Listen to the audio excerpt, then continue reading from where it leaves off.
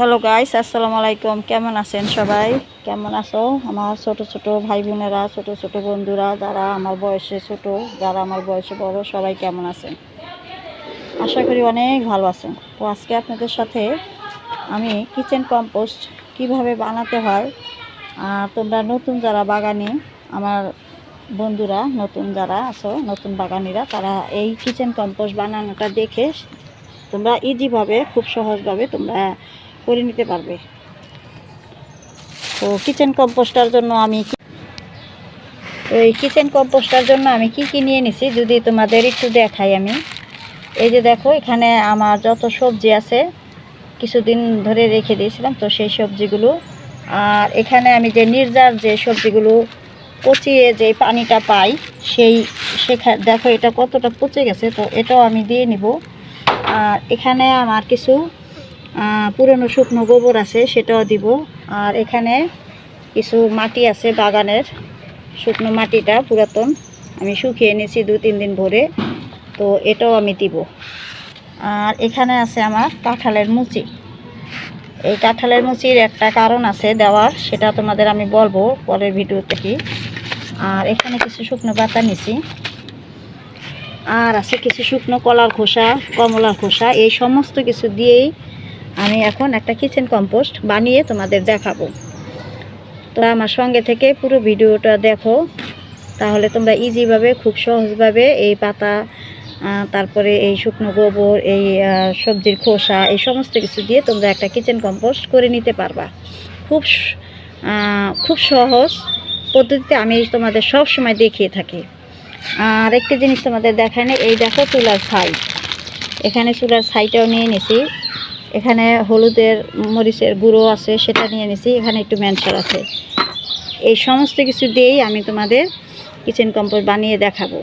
তবে তোমাদের যদি কারো কাছে এই ম্যানসার সার না থাকে, তাতে কোনো সমস্যা নেই। এখানে তোমরা ছাই থাকলে শুধু ছাই দিয়ে নিলেই হবে।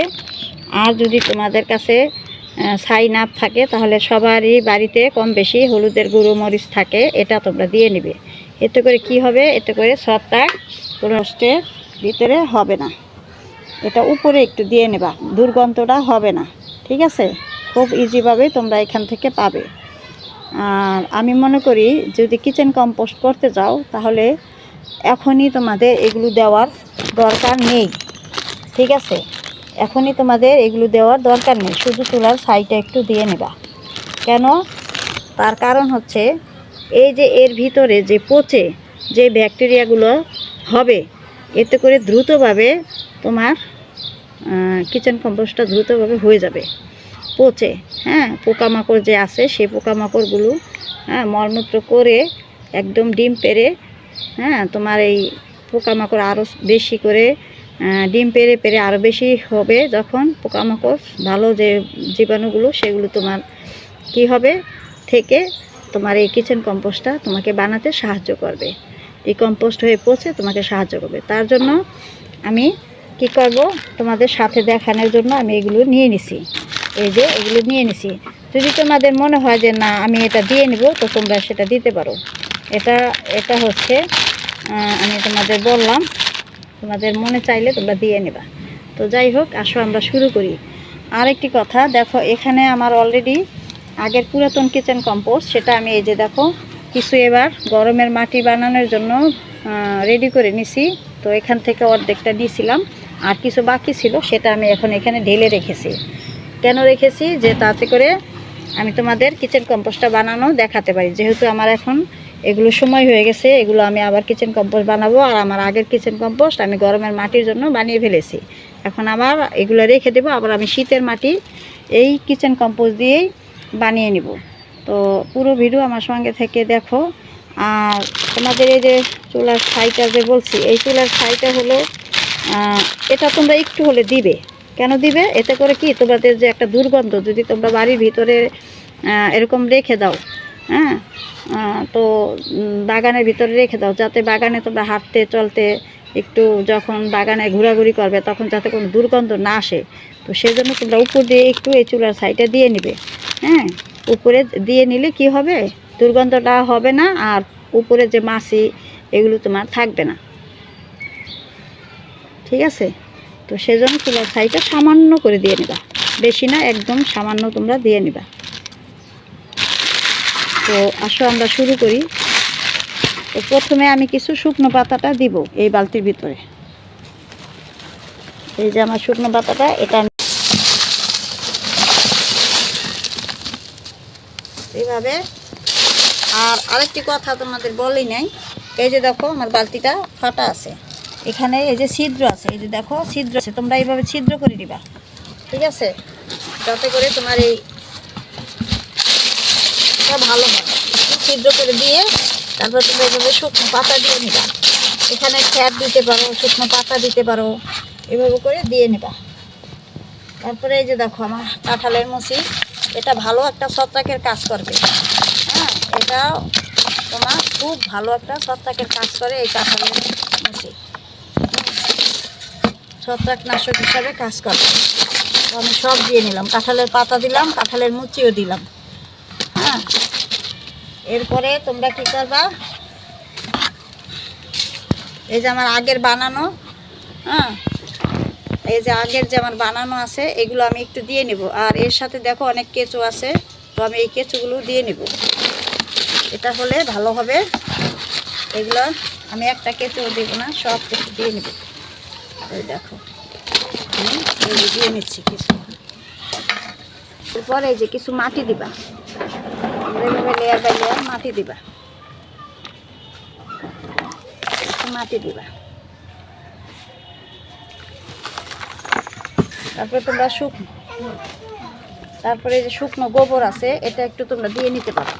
আর যদি তোমাদের এই শুকনো গোবর না থাকে তাতেও সমস্যা নাই, তোমরা লেয়ার বাই লেয়ার মাটি আর সবজির খোসাটা শুধু দিয়ে যাবা।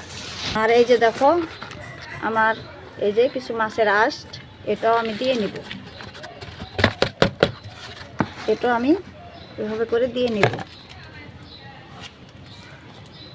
এভাবে করে দিয়ে নিবা।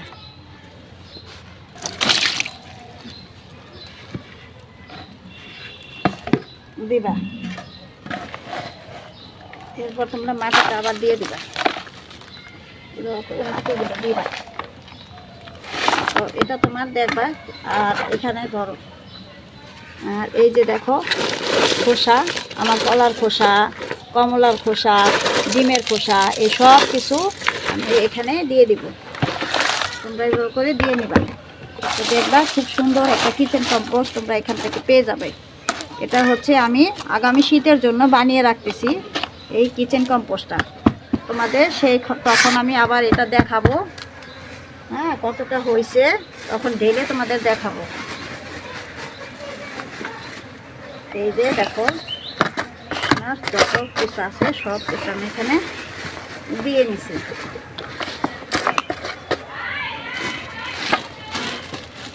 এখানে কিছু সামান্য চুলার ছাই দিয়ে দিলাম।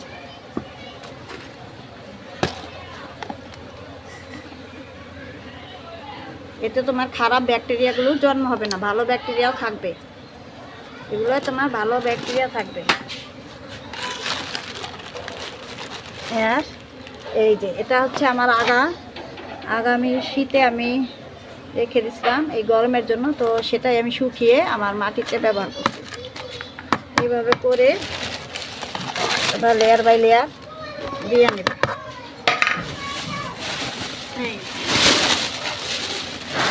আর এই পুরোনো কিচেন কম্পোস্টটা দেওয়ার একটাই উদ্দেশ্য, এই নতুন সবজি পচানোর সাথে, সেটা হলো খুব তাড়াতাড়ি ডিকম্পোস্টটা হয়ে যায় আর কি। পুরাতন যে কিচেন কম্পোস্টটা যদি একটু থাকে তোমাদের একটু দিয়ে নিলে ভালো হয়। এরপর আমি আমার এই বালতি পুরো ভরে আমি রেখে দিলাম, এটা আমি একদম রেখে দিব। হ্যাঁ, আর এই যে তোমাদের দেখাই, এর ভিতরে একটু কেঁচু আছে, এই যে দেখো, এই যে কেঁচুগুলো আমি দিয়ে দিলাম, এতে করে তাড়াতাড়ি আমার এই কম্পোস্টটা হয়ে যাবে। এটা আমি পুরো হয়ে যাবে, এটা তোমার 2 মাসের মধ্যেই হয়ে যাবে এই কিচেন কম্পোস্টটা, কিন্তু আমি রেখে দিব, আগামী শীতের মাটি করব তখন ওই মাটির সাথে আমি মিশিয়ে নেব। আর মাঝে মাঝে তোমরা এখানে একটু খুঁচিয়ে দিয়ে আবার এখানে যখন একটু নিচা হয়ে যাবে, এই যে এরকম একটু যখন দেখবা মজবে, এগুলো পুরো মজে যাবে, তখন দেখবে নিচে হয়ে যাবে। তখন তোমরা আবার কিছু সবজির খোসা ছড়িয়ে দিয়ে এরকম কিছু মাটি তোমরা দিয়ে দিবা, এইভাবে করে মাটি দিয়ে দিবা, এভাবে করে মাটি দিয়ে দিবা।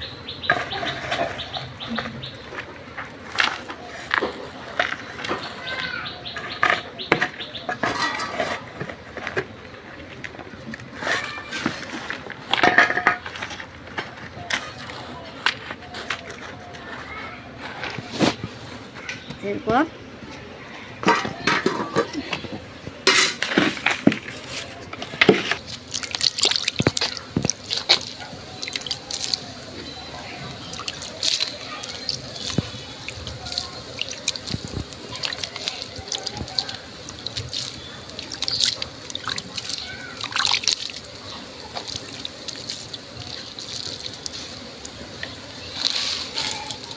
সামান্য একটু পানি দিয়ে নিবা, তারপরে এভাবে করে তোমরা এটা ভালো করে এখানে রশি বেঁধে রেখে দিবা। তো এইভাবে করে কিচেন কম্পোস্ট তোমরা বানিয়ে নিবে। তো কেমন লাগলো আমার বন্ধুরা আমাকে কমেন্ট করে জানাবা, আর যদি তোমাদের জানার কিছু থাকে সেটাও কমেন্টে জানাবা, আমি চেষ্টা করব তোমাদের কমেন্টের উত্তরগুলো দেওয়ার জন্য। আর আমার বয়সে যারা আছেন তাদেরকে আমি অসংখ্যবার সালাম জানাই। একটু প্লিজ যদি আমার কোনো ভুল হয় তো ক্ষমার দৃষ্টিতে দেখবেন।